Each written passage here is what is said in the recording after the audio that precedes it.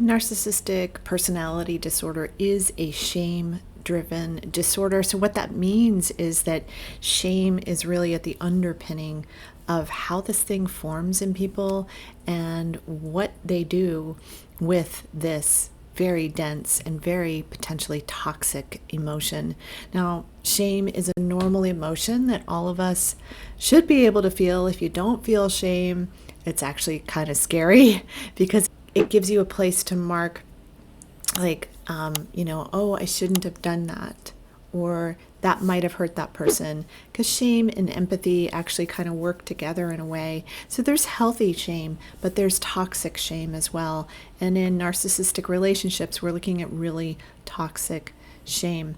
So in this video, I'm going to be talking about shame and its role in narcissistically abusive relationships and what you can do to help yourself release the toxic shame that you might be carrying.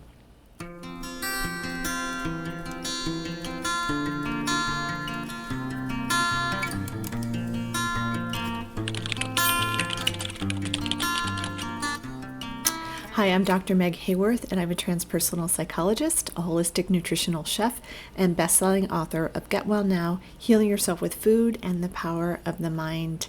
It's a holistic handbook to help you heal the mental, emotional, physical, and energetic drains that happen from abusive relationships and traumas of all different kinds, and just to help you just be healthy and looking at the entire system. Okay, so shame is a very dense emotion. It's been said that shame is measured as, vibrationally speaking, it's measured as the most dense emotion that there is. And it is the emotion that I see the most when I work with people who have been narcissistically abused, but also people who've been sexually abused, and a lot of times those things overlap. So shame is a really heavy and dense emotion, and it can drive your experience in such a way that is really painful for you. Especially if you clicked on this video, you're likely an empath, a sensitive, intuitive person who is been through narcissistically abusive relationships, particularly parental narcissistic abuse is the thing I really work with the most. But also romantic narcissistically abusive relationships. So what happens in a narcissistic person is that, say something happens in their childhood, some kind of a traumatic experience that should make them feel shame. I mean, it would be like normal to feel shame in a sexual trauma, for instance. And then what happens, I think is what happens, and I don't know this for sure, but this is my sense of what happens from what we know about the disorder, also what we know about how shame drives it, is that whatever it is that happened was so painful that they literally cut themselves off, like just cut the energy so that they don't have to touch that feeling ever again. If they do start to feel shame, and shame would be something that you would use to take accountability in things, right? Like, oh gosh, I feel so ashamed that I did that, right? That's you taking accountability and saying, hey, you know what, I did this thing and I'm sorry. But a narcissistic person has no capacity for that. So my sense is that they've cut themselves off from the shame, but it's there. It's still in their system. So what they do is they take that shame and they project it out onto everyone around them, so that the blame, because shame and blame are very, very much tied together, right? So that blame goes to people all around them, and the shame gets projected on everybody all around them because they can't own it and they can't let themselves feel that way ever again. If you think about shame in your own life, and a lot of people will say to me, because I work with emotions in the work that I do in my whole person integration technique, which is a holistic technique that helps you to release the emotional energy held in the body. So it's a somatic psychotherapeutic technique. And they'll say to me, I feel horrible. Because I'm trying to get them in touch with their emotions and be able to feel those emotions that they're feeling. Because we often say in transpersonal psychology, if you can't feel it, you can't heal it. And that's something that I try to get people to do, is really feel that emotional experience. And, a narcissistic person can't and won't touch their shame. So they're never going to feel it. So they can't heal it. But what people will say to me is, I feel horrible. This thing that happened made me feel horrible. And I think that when you are describing that emotion, that what you're really describing is shame. Because it does feel horrible. No one wants to really feel it. But allowing yourself to feel that and release that from your system is one of the best things you could ever possibly do for yourself. I have watched clients that, I had a client who was sexually abused as a child, and she had a really hard time with even undressing to get in the shower. She would take her showers in the dark. She would undress in the closet, in the dark, because she was so ashamed of her body, and she didn't want anyone to see it. She didn't want to see it herself. And that shame had developed from this experience that she went through the sexual traumas. And so she's carrying this shame through her life, and it gets to the point where she's debilitated by it. And she's sick by it. She's stopped doing all kinds of things. She's very, very depressed. She's gained a lot of weight.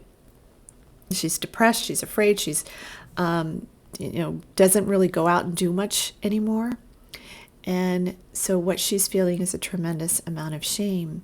Shame has basically taken over her life. And so what we did together is we worked on helping her to release the shame from the system without it being all about the story of the shame and what happened. It's really more about the story of the shame itself and how that shame is being held in the body. So it's a really different way of looking at it. It's also, we're looking at shame as a teacher. As this emotion becomes a teaching emotion instead of an awful thing that we need to avoid, we don't want to feel, we don't want to work with. So again, it's not about the story itself. It's about the story that the shame is holding. It's about the limiting core negative belief that the shame is holding, or series of beliefs. So often we'll see a number of beliefs that come out when we work through this and how the body is holding the experience. So shame is a powerful emotion. It's a powerful teacher if you will allow it to be that. Now, with this particular client that I was talking about, as we worked with it in just a few sessions, she was dramatically better. She was starting to take showers with the lights on. She started to go out and do things. She started to swim again, get on in a bathing suit and swim again. So she started to lose weight that she had gained during her depressive time. But she had the energy available to her to be able to carry out those actions. And if you don't have that energy available to you because you're holding it in your body, you're holding that shame, you don't know what to do with it, you don't know how to deal with it, you don't know how to let it out, then finding some kind of somatic psychotherapeutic technique. Body workers that do somatic therapies can be very, very powerful to help you release the energies from your field that releases them from your body so that you can get well, so that you will have more energy available to you.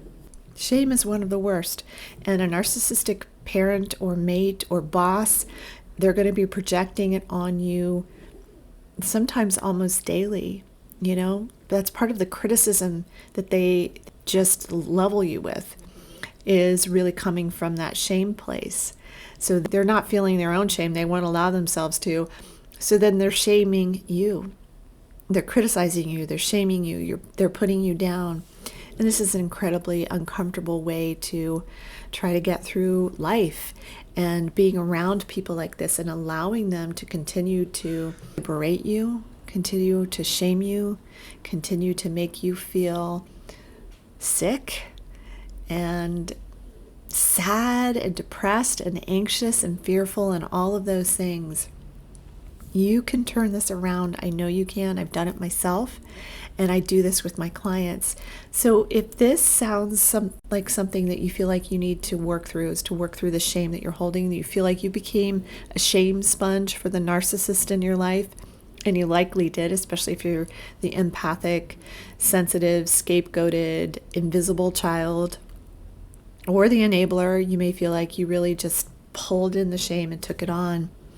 So if this is you, then that's something that I help people with. So what you can do if you feel like you might want to work with me or might just want to learn more from me about this, of course you can go to my website at meghaworth.com and learn more about the work that I do, or you can book a free call with me. It's a free consultation to see if we're a good fit to work with one another. That link is in the comments and the description below. Shame is really a hard one, and it's one that can really do a lot of damage to you if you continue holding it in your system. And you're not doing it on purpose. I know you're not, but there are ways to help you release that. So I hope that this information has been really helpful for you, and I hope it will help you get well now.